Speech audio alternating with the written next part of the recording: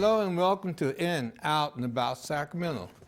This month I brought it back to the studio, so we're taping inside the studio at Access Sacramento instead of out in the streets of Sacramento. Next month I might take it back out in the street, but that's something to work on in the future. And coming back to the studio, I happened to run into my guest. We actually worked together on a different shoot where we was barbecuing outside in the backyard here at the studio. And he told me about the book that he wrote, and I got curious about the book, and he provided me a copy of it, and I read it. The name of the book is The Good Wolf, and here's a copy of it here. You have a chance to go pick it up. It is fantastic reading. Me, I'm not really the world's best reader. I'm working on a book that I've been working on for 2 years, and it's thinner than this, and I still haven't finished it. But this book here, I sat down, and I started reading it, and I got involved with the characters, and it's like, this is pretty interesting.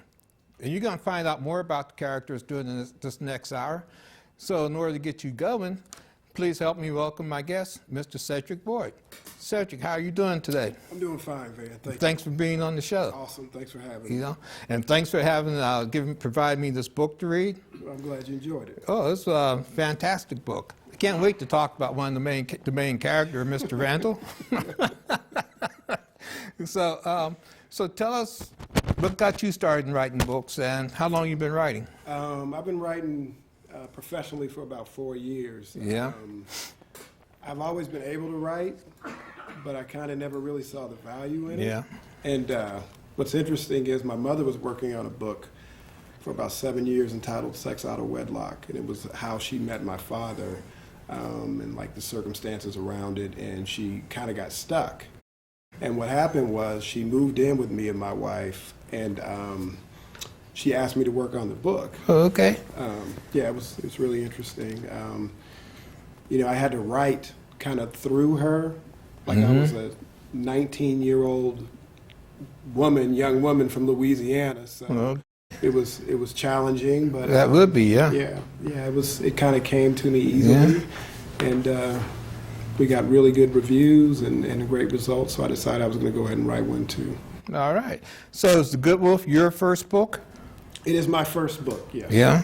Yes. I wrote it at night. I wrote it at work. I used to work at a juvenile hall, and I was a supervisor at the time, so I had a lot of time in the office. And I was working 6 p.m. to 6 a.m., which is a very exhausting shift.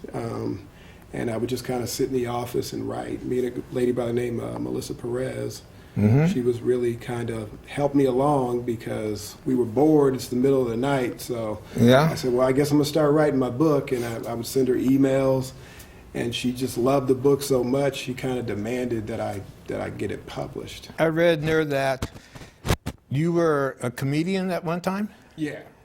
So you actually were a comedian? I was. I was doing, kind of open mic stuff, kind of stand-up stuff, and it was going okay. But I'm married, and being out in clubs and stuff late at night isn't really conducive to, a really productive marriage. I saw a lot of the comedians and a lot of famous comedians. They kind of struggle with that, and usually they don't end up staying married. And my wife's very important to me, so.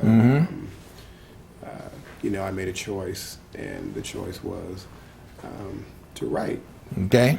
But I have a lot of, the book's funny. I have a lot of my stand-up stuff in there. Right.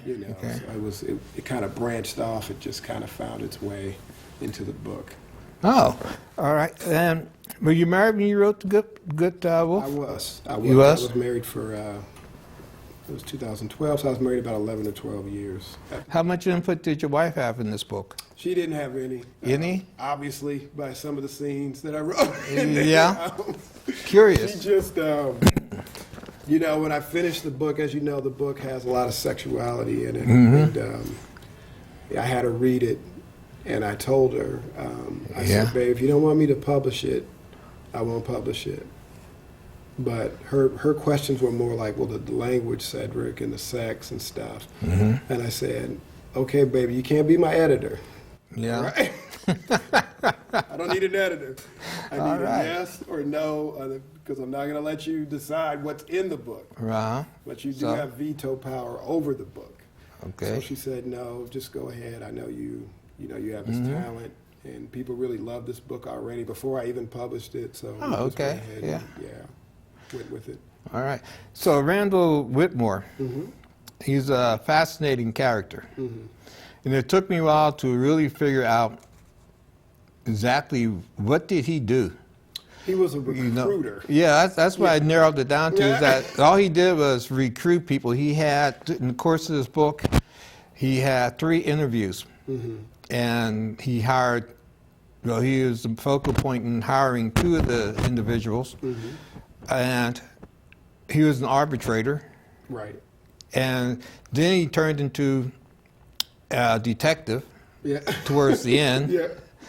I was jealous the whole time that he was getting paid the salary that he was getting paid. Plus he was getting a company provide him with a car. Right. And his one good friend damaged his car, and his boss told him to get a new one. Right.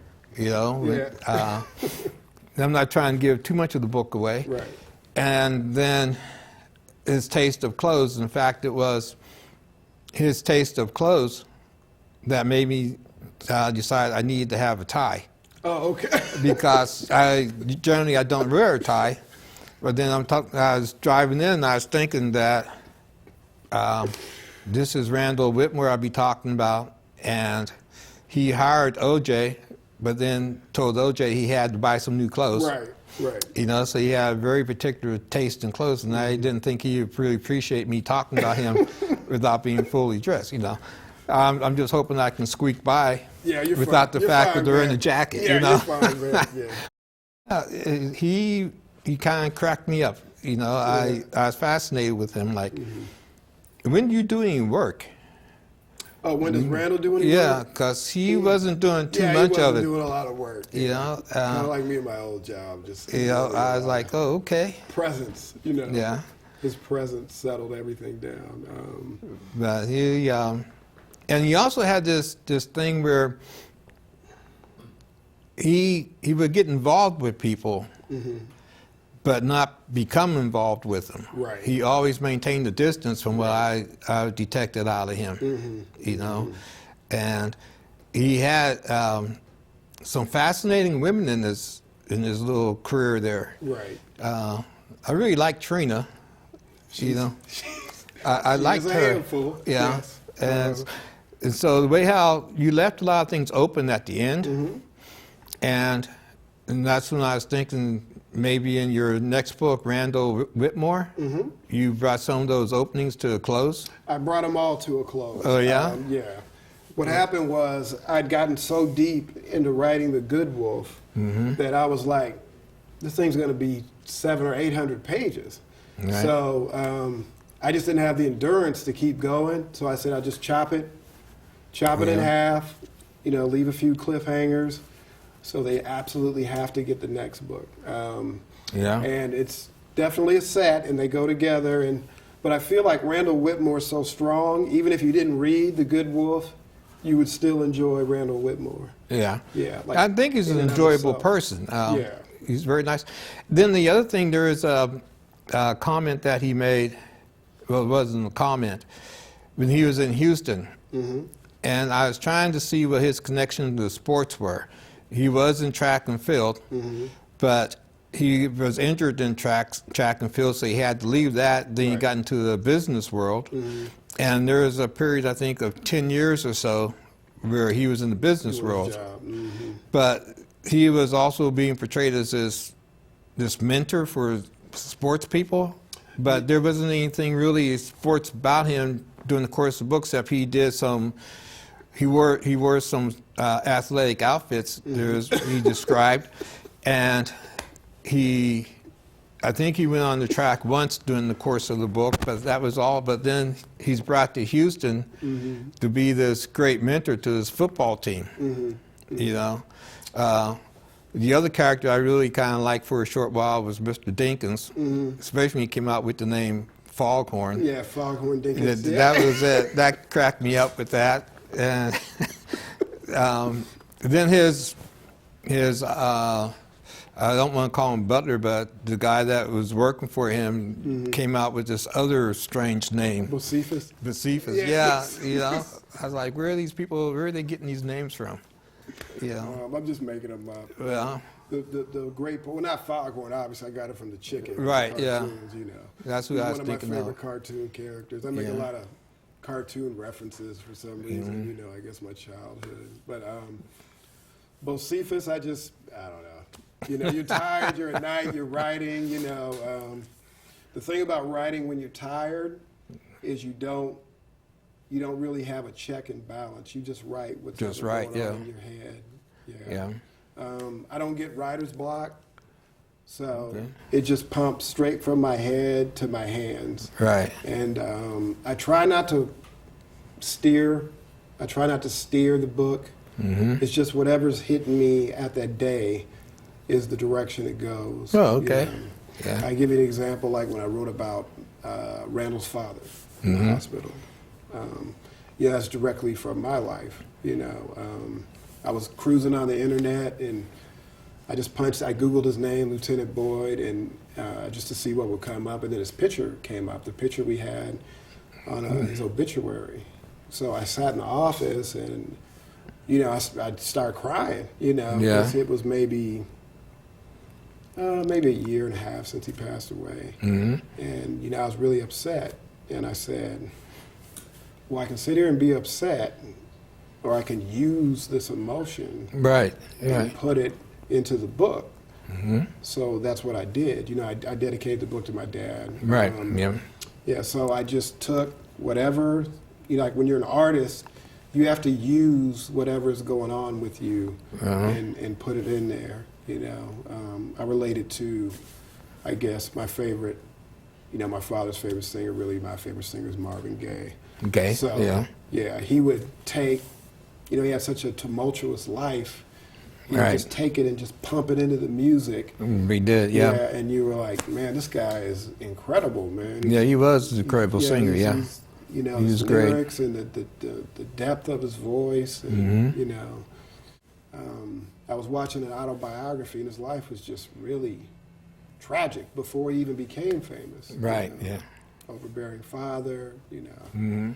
His uncle This raped is- him when he was 12. Right. You know, just really just horrific things happened to him, and he just poured it into the music, and that's what I tried to do with The Good Wolf. Yeah. You know, I try to be vulnerable. Well, it was good.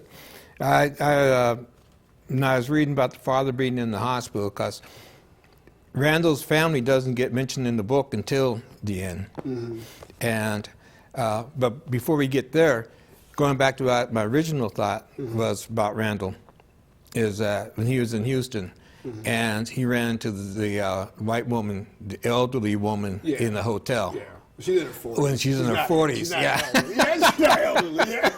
She didn't You have know? a cane or anything. But, Yeah. you know, way how he described her, she was elderly, and then he says she was in her 40s, and I was like, if he's considering that to be old, Right. how old is he? He's like 34, 35. You know, Yeah. and so, because I was figuring, well, 10 years, I had him in his early 30s Yeah, at the early most, 30s, you know, yeah. figuring that he was doing his track and field stuff. He was 18, 19, Right, maybe 20. early 20s, yeah, and now yeah. 10 years in the business world, so I put him late 20s He's and early very early 30s, 30s. And then he's calling this woman in her 40s old. Yeah. You know? You know, it's kind of different for us, man. Yeah. Like we age. Our skin allows us to age a little. I don't know. I use the word gracefully, but I'm 46, and I don't have any gray. I'm hair almost yet. 46. Yeah, you're almost there. Almost there. we're You know? 45 and a half. Somewhere around there, you know? So, Well, yeah. you know, it's tougher to tell with black people on you know Yeah. how old they are. You know, so I was just trying to get a reference. You know, not that she doesn't look good for her age. Right, but, yeah. You know, there is a difference in terms of aging. You know, and, Yeah. but she's very well taken care of. You know? Yeah, she was, yeah. Very well taken care of. Yeah, made Randall look several times. Yes. Yeah, you know. He may even do more than look Yeah. in the next book. I don't know. Oh, See, okay. we got to get to the next one. So you got to Yeah, get to the next book, see absolutely. what he does, yeah. But, you know, those was, the holes that was there, was the one on Lavelle Dixon, the football player, and how he died. Does that get resolved in the new book? Yeah, I think we gave away a little too much. A little bit too much? You know? we have to jump that out. Oh, Cut okay. that out. Yeah, Well, we have to cut yeah. that out, You know? But he wasn't that big of a character in the book, you know. So. No. But, you know, it'd be, I was just curious about that. Everything will be resolved. Okay. Yeah. Lavelle is, you know, he's not based on anyone. He's kind of based on a lot of experiences I had in college with, you know, obviously domestic violence and rape is an absolutely horrible thing. It's terrible. It's horrible. But I've known a lot of brothers that went to college, and it wasn't exactly like that. Right, yeah. You know what I mean? There was some girls with vendettas, and right, yeah. you know, I think I referred to it in the book. It's called, you know, as being white girled or something. You know, and I've seen some guys get in some real trouble. Right. Behind, you know, maybe they're necessarily not treating the girl very well. They got women running in and out. Yeah. And you know, maybe they got a Trina type girl in there, and she's, you know, if a big black guy starts, if she says that she's this big and he's as big as me, there's not going to be a lot of lot you can say, you know. See, but one thing about the character of Lavelle too is that he does have this other side to him. Right. That when you read the book, you know, you can see where he may have been operating from. Right. You know, and what was driving him. You know, so, but we won't go any further than that because I'd be giving away too much of the book. You know. Right. But I appreciate your questions. I'm glad you're interested, man. It's everybody that reads it reacts the same way. Oh yeah. Yeah, they all love it. I don't care if they're 20 or 65. It doesn't matter. I don't care if they're man, woman, straight, gay. They all react the same way that you did, man. I'm trying to find people that aren't just like blown away when they read it. It's, you know, I've had a couple, but maybe a couple out of a couple of hundred. You know, it's been really odd. I have fans now, which is very odd. You know, people have read my stuff and they love it, and you know, I get emails and stuff, and it's just really, it's been interesting. So yeah. Yeah. So this book's been out since 2013. 2013. Yeah. I finished it in the end of 2012, and I believe I published the paperback in May 2013. Right. And the funny thing is, I belong to a book club that operates out of the Martin Luther King Library. Oh, okay. And a month before last, we read a book by Walter Mosley. I may mess up the titles because I think it's Somewhere I Knew You or something like that. The Easy Rollins series? Yeah, but it wasn't Easy Rollins that was in there. He had another investigator detective, Leonard something or other. And his character was something like Randall. Right. But he did more investigation and everything. And he was older than Randall, but he was acting like he was about the same age as Randall, right near and trying to do the same things. And so he was an interesting character, you know. And when I was reading this book, I was like, oh, it's almost like Walter Mosley's book. Yeah, you know? that's interesting. My sister put a critique on Amazon and said he's a modern day Easy Rollins. You know? Yeah, I think I read that on there. Yeah. Oh, you read one of the reviews? Yeah. And I was like, yeah, I guess he is. Right. You know, he kind of floats around. You know, he's not really connected to women. Like you said, he's involved with women, but he's not. You know, he likes his boundaries. You know, but he kind of explains that in the book about he's that way. And when he was talking with, of all people, Miss Candace. Yes. You know, and he kind of explained to her the way how he developed. Right. And, you know, justifying what he does. And which was kind of interesting. And that's a good word, Van, justifying. And rationalizing what he does, you know. We're all going to get hurt. Yeah. You know, when nobody wants to be vulnerable, you know, and Randall's no different than anybody else. And I'm no different than Randall in that way. Yeah. You know, I used to keep a lot of offense up around. So like me and the character, you know, obviously very similar. But when I got married, I started to understand that that doesn't work. You can't. You have to be vulnerable to your partner. And if they hurt you, you get hurt. It's painful, but you can't really get to the next level with your relationship if there's not some vulnerability. So that's what Randall lacks. Right. Plus, you know, his parents didn't have a good relationship. Right. You know, like my parents, you know, I love them to death, you know, God bless them. They were married for a while, but they're just really two different people. It just really wasn't going to work. Right, you know? yeah. So I based a lot of Randall's reactions to stuff were, you know, obviously on me. Okay. You know? Yeah, because that's good. My next question was, who did you fashion Randall after? Is Randall more you? Yeah, he's more me. You know? Yeah. Yeah, I took bits and pieces from my dad and like my friends and stuff. But his outlook, I would say, would be mine before I got married. Yeah. You know, there's a lot of me in there. There's a lot of my dad in there, and it's interesting, man, because you know as you get older, you're allegedly supposed to get smarter. Supposed to. You're supposed to. You know. Yeah. And I've seen 2 or 3 older men go to, you know, die with regrets. You know, like their behavior and the stuff they did, and the this and the that. And what's interesting is with Randall, I kind of wrote him to kind of be a bad guy. You know what I mean? Like I kind of wrote him like the worst parts of me. And what happened was everybody wanted to be him. Yeah. You know, like all the men that watched it and you know reviewed it, they're like, "Oh man, this guy's he's got it going on. He's got a great job. He don't really do anything. He's got these women throwing themselves at him." Right. But you know, Van, that there's another side to that. You know, that's when you get down the road, we're talking about 2, 3 marriages. We're talking about kids that love you in spite of you, not because of you, you know, and then you go to your deathbed with all these regrets, and you're like, wow, I've really been a fool, you know. So for me, Randall was kind of a cautionary tale, but the thing about it is, it's really none of my business what people get out of it.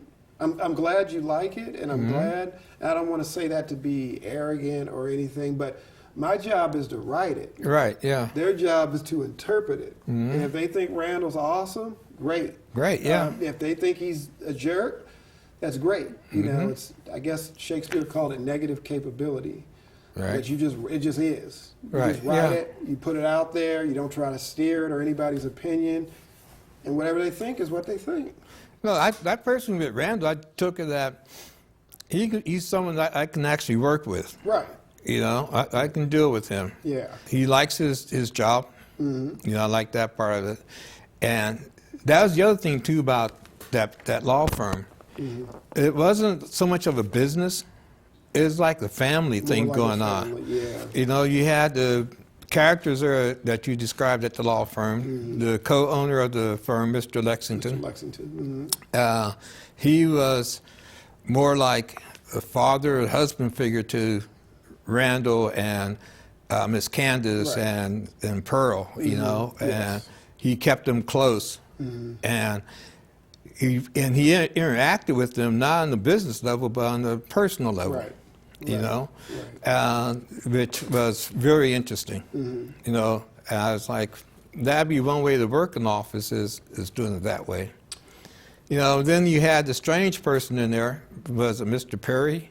It was Mr. Phillips, Philip Berry. Barry, yeah, the lawyer. Yeah. That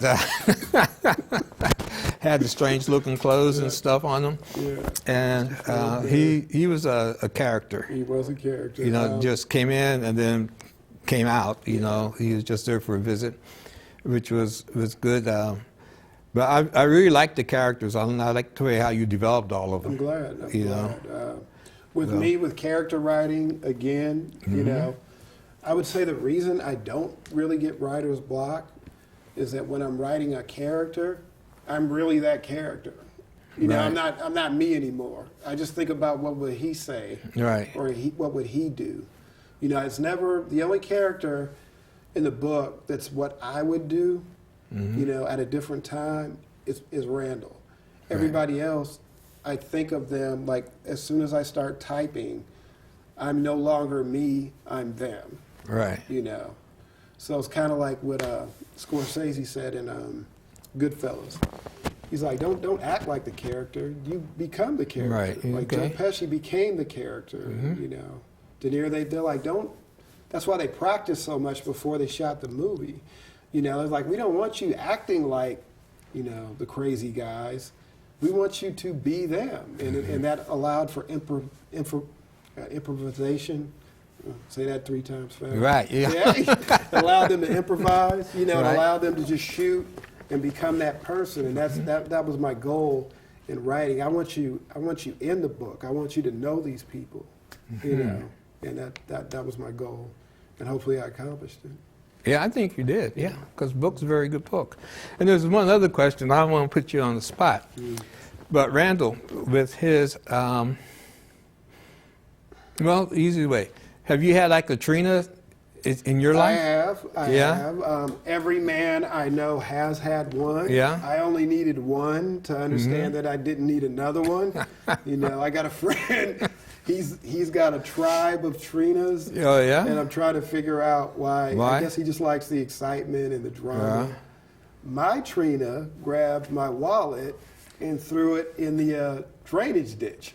She jumped out the car, grabbed my wallet, and threw it right down the drain. And somehow I stayed with her. Yeah. Yeah. Yeah. So, you know,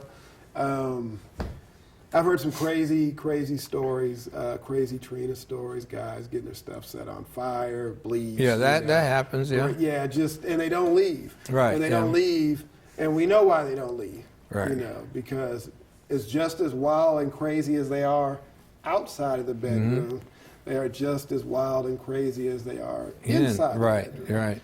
So, you know, once you can kind of get a hold of that part of yourself, then the Trinas go away. Right, yeah. They do. Yeah. You know, I met my wife actually right after I had an experience with a girl like Trina. You know, and I made a list of all the stuff I wanted and all the stuff I didn't want. And a month or 2 later, she showed up. Right, yeah. You know. So was there also Mrs. Candace in your life? Sort of. Yeah. You know, older ladies. You seem to be able to talk to women that are a little bit older. They got some experience. You know, I've had a few Right. of those. Yeah, that I could just really be honest with and sit down and talk to. The thing about Randall is he couldn't really be vulnerable and talk to women that he slept with. Right, You right. know, and really open up like that. Because the last time, as we said in the book, what happened when he got to the point where he was going to, you know, propose. Right, and all that happened, yeah. Something horrible happened. Right. And that was actually based on one of my friends. Something Yeah. even, more horrific than that happened. I won't discuss it. Right. But it was bad. It was obvious that he was supposed to go in a different direction. And had that incident not happened, he wouldn't be the man he is today. Right. So I always feel like God knows what he's doing, and he Right. bumps you when you need to be bumped. And sometimes he bumps you really harshly to send you the direction he wants you Right, to you know. But the thing I was getting at was Mrs. Candace with Randall at the end there, when he is basically telling her after that incident happened and everything, the two of them were together and they was talking, and he was telling her how things were just falling apart, and she told him he had to go back to church, you know, and actually took him back to church. Right. You know, so you had Miss Candace actually do something like that? That was my wife. Oh, yeah? You know, when I got married, you know, I didn't really know how to be a husband, and I was very stressed out, you know, at the just, Right. I was just really overwhelmed. And that's when Jamie, she just kind of was like, Cedric, you need to be around people that are married, and you need to be around people that are happily married. Right, right. So she took me to Center of Praise. I met Bishop Lovelace, and that was maybe 16, 17 years ago. Oh, yeah? Yeah, and, he was really, what's funny is, like, he's very kind man, but he's very honest. Mm-hmm. I kind of had a gambling problem, and he told me something that kind of made me mad. He said, mm-hmm. You think it's about you. And I was like, in my head, I was like, it is about me. So after he told me that, I was like kind of mad, and I went out and gambled some more, and I lost a lot of money trying to like prove him wrong. Right, right. So I went back to the church, broken and busted up again, and he's like, okay, here we go again. So I was like, okay, Pastor, he was a pastor at the time, he was a bishop, I was like, okay, I'm going to try it, I'm going to try to take my hands off the wheel and let somebody else steer this thing, because I keep smashing into brick walls. So, I've had a couple of bumps since then, but I'm always going forward in the right direction, Well, that's a good thing there. Yeah. Yeah. After Randall Whitmore's, that's out already. Mm-hmm. It's out on ebook. So, yeah, I noticed that on Amazon. I was looking at it yesterday. Mm. So after that, what's the next book in line? I'm going to write a series of children's books. Yeah, okay. Based on my mother-in-law. She's quite a handful.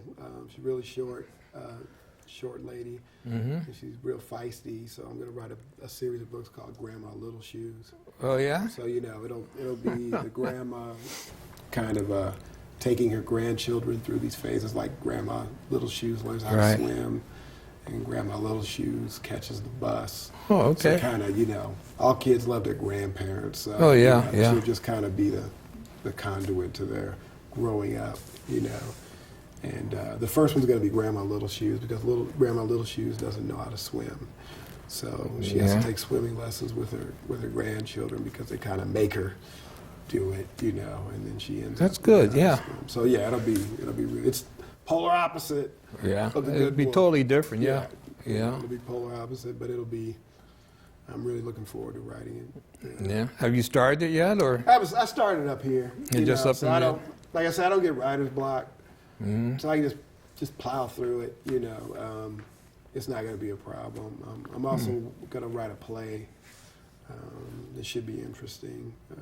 I kind of got it working out in my head. Yeah. It's going to be a musical, and it should be really funny and interesting and heartfelt. So. You still do any of your comedian stuff? Every once in a while, I go on stage, Yeah. just to kind of try out the material to see how I'm going to write. It's me making fun of my dad and my parents, or just life in general, And one thing I didn't put in the book, I guess it's out on YouTube, and it's talking about paintball.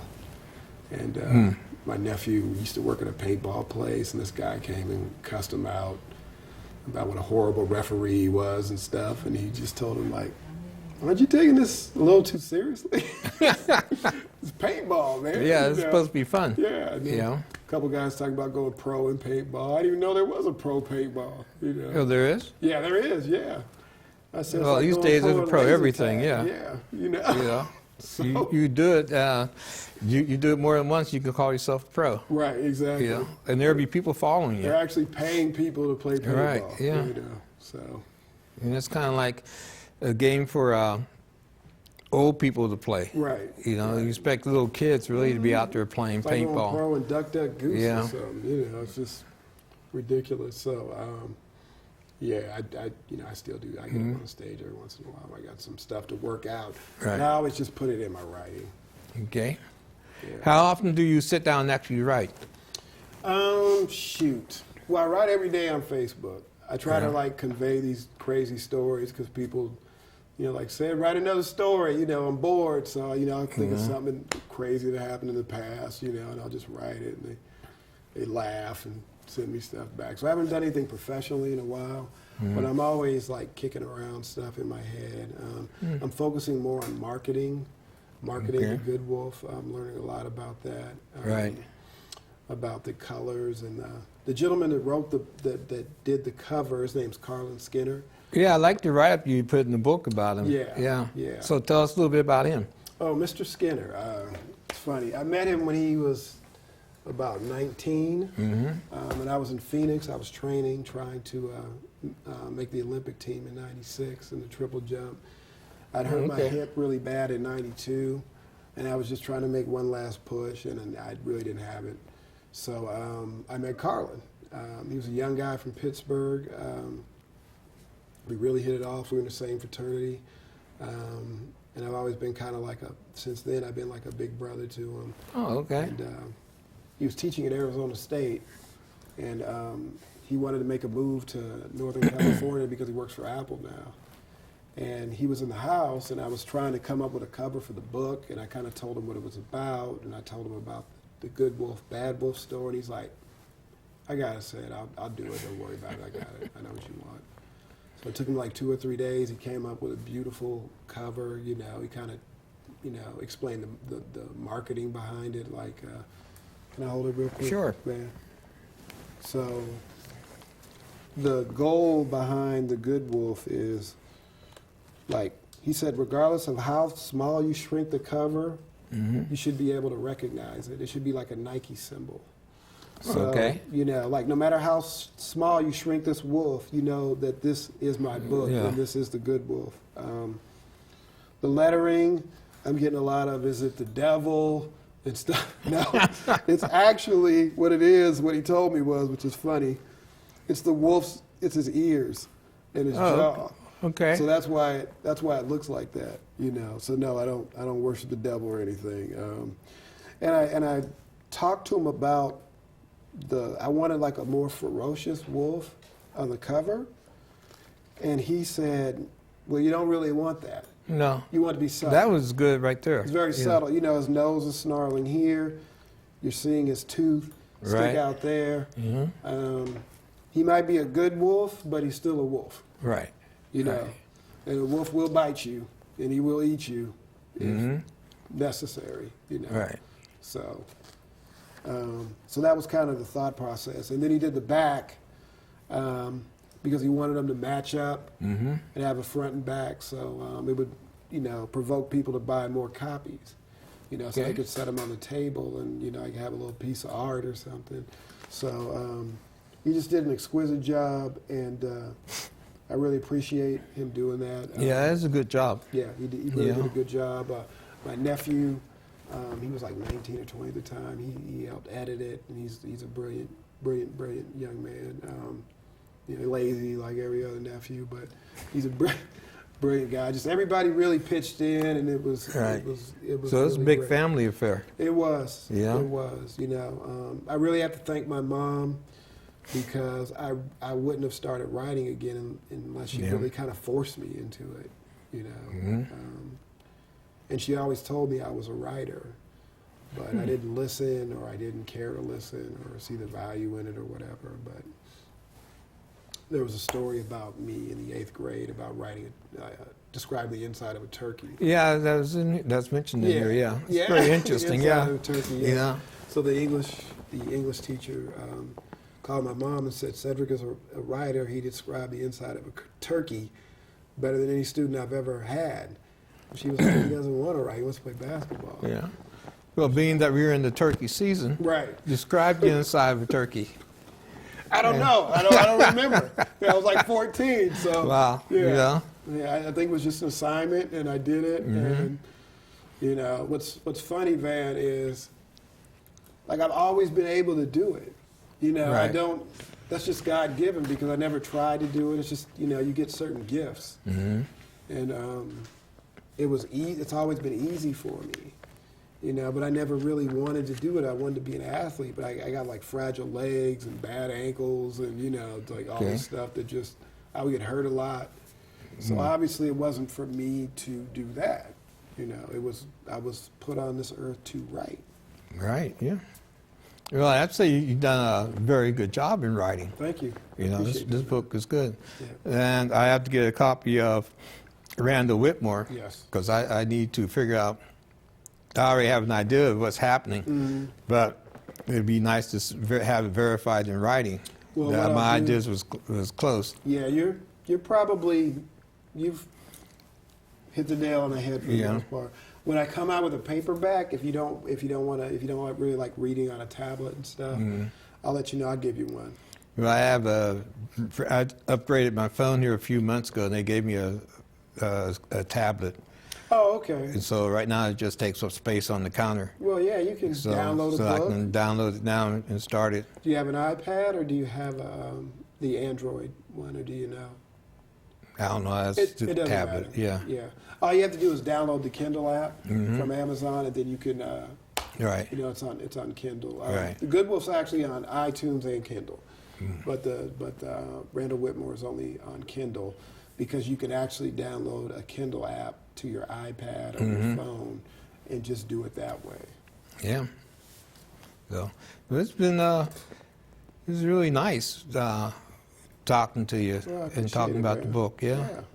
You know, you said we have a lot to talk about. That's right. And we did. And you know, my whole thing was we can talk about the book, but you don't really want to give away the The book. specifics. You know, because people say, well, I already heard about it, so Yeah. now I don't need to read it. Yeah. But once they read it, I can guarantee you they're going to fall in love with Randall. You know, he's an interesting character, and now I want to hear more about him. Yeah, he's flawed just like the writer. you know. Yeah. Like, I don't want to write these boring characters that don't have flaws and aren't human, and, you know, he does stuff that he knows is wrong, but he does it anyway. You Right. know? That's just how we are as human beings, you know. That's why we need some guidance and some steering, you know. Randall has no purpose. Right. He's just kind of existing. So in the second book, he kind of finds out his purpose. Oh, Slightly okay. revealed in the first one, but it gets more. He evolves more in the second Yeah. book. He becomes an adult, you know.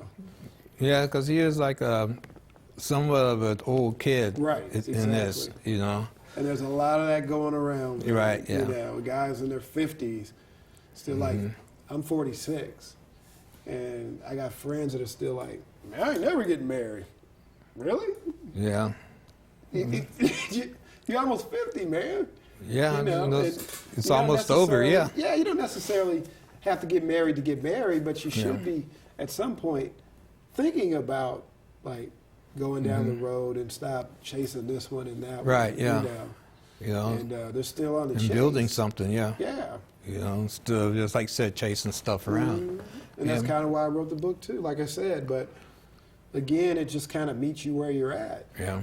you know, which means I wrote it correctly. Right, yeah. You know. You know. You have kids? I don't. You don't? No, don't have any children. No, unfortunately. No. Okay. We may adopt. Yeah. hmm Well, that's a good thing. My son done that in Phoenix, Oh, okay. and they have a real nice situation.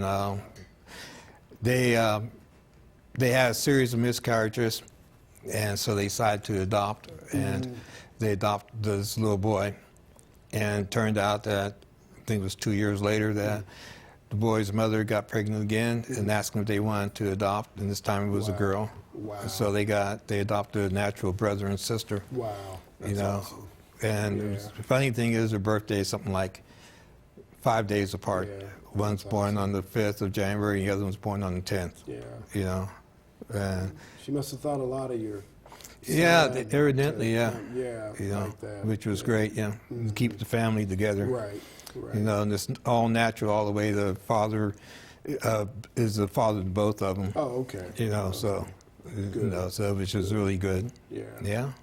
So they So were blessed. yeah, we really were. Absolutely. And then, so it's going to be a kid's book after It will be a the dust children's settles book. down from Yeah, Randall Whitmore. Huh? Randall Whitmore and yeah, everything. But we gotta get it all flushed out. What's funny is there's a wolf on the cover, so a lot of the kids want to pick it up. You know, they're Yeah. like, oh, there's a wolf, and their parents not, no, Yeah. no, No. no, no. So Somebody's going to jail if a kid picks this up and reads it, you know. Yeah. So Well, it's definitely that's for something adults. I was thinking too, because I'm coming up on where we're going to be nominating books for the book club. Mm-hmm. And I was thinking about, and I was about halfway through this, I was like, this might be a good book for the book club. Right. But then I had to relook at members of my book club, Mm-hmm. and I think in there would be about maybe 3 people that would call themselves not being upset Right. about the book, and everyone else would be like, well, I can't read that. Yeah, that's You know. that's kind of the point. You're right. You know what I mean, Van? Because I want you to have an opinion about my book. Mm-hmm. I don't want you to tell me that my book is nice. Right, That means it's boring. You know, tell me you hate it. right. You know, tell me why you hated it. I can actually tell people that told me they read the book that haven't just by their reaction. Right. Because they say, it's okay. No, I didn't write it like that. Right. You can't shake off the good wolf like that. Right. You're either going to be really offended or you're going to be all in. Right, In yeah. chapter 1, I make you make a decision which way you're going to go. Right, yeah. Yeah. You know, that's like Walter Mosley in that book I was talking about in his chapter 1. Right. He got you hooked right in there. Right. You know, and it was like, okay, so there's this much action in the first chapter. What's the rest of this book going to be Right. like? You Right. know, and so that was a book that I really couldn't put down. I wanted to figure out what was going on Right. because there is so much in the first chapter. Right. You know, and then in this book here, there's a lot going on in that first chapter. And I was like, wow, this guy's really in for something. Right. And then there's that hidden thing in there. I was still trying to find out, what does he do? Yeah, my You know? friends tell me that You too. know, it's I'm like, he does he have a really job? do anything. You know, he just doesn't comes to really. work, and then Yeah. he calls in. I don't feel like coming in. I'm busy, and they, oh yeah, take Yeah, a few you're days good. off. Yeah, Yeah. you're good. Yeah, don't I'm worry like, about what's it. up with Yeah. this? You know? Yeah, he's kind of lives a charmed life. Yeah, you I'm know? like, okay, he goes to work, but he doesn't do anything. Right. Interviews 3 people, and that's it. Work people out at lunch. You know, he's just Yeah. he's kind of keeps the whole place together. Right, he does, yeah. You know, but he Yeah. doesn't really have a title. You know, but if he left, things would go crazy. Yeah, I think that place would fall It apart would if go he left. crazy, Yeah. you know, and that was Yeah. kind of like me at my job. Like he doesn't really seem to be doing that much. But then I step away and the place blows up. Yeah. You know, Yeah. so I think you just kind of, like Randall's a glue guy. Mm-hmm. You know, like some people, they don't seem like they're doing that much. Right. But they're really doing a lot. They're Yeah. just not announcing to everybody what they're doing. Right. You know. They're You know, really- and I couldn't figure out what he was doing, but when Lexington came to him and asked him to do a favor and go and talk to the kid, Right. I was like, why would he give that to him to do instead of Right. just doing it himself? You know, Well, because I think he could. He might have fit in there, but then maybe because Randall was young, right. he may have thought Randall could relate more closely to the kid or whatever. But he had that faith in Randall that he could take care of this. Right. After you 10 know? years, you know, Yeah. he knew Randall. He knew Right. Randall. I mean, there wasn't anybody else to call. He was Right. like, okay, I need you to take care of this. So just go take care of it. Do what you do and take care of it. Right. You know, and he took care of it. Yeah, that was the know? biggest thing. He walked in there and just boom, it was taken care of. Right. You know, it seems like no sweat. Mm-hmm. You know, and then he gets an offer for another job. Right. You know, and I'm A like, very, how come they're paying this fool this much right. money? A very charmed life.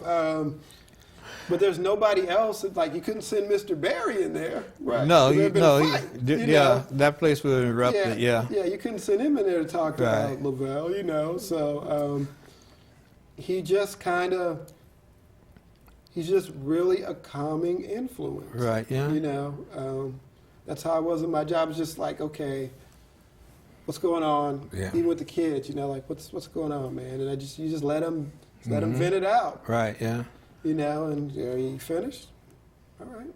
I mean, and you just discuss it and you move on. Right. You know, That it was doesn't one- seem so big. That was one point too in the first chapter. Miss Candace jumped all over him at this business meeting. Right.